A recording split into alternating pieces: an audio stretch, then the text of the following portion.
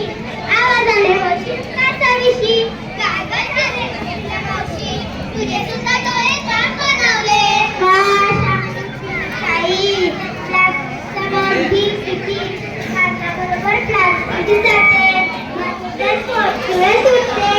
काय करावे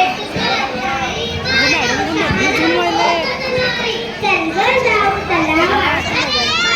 पिऊ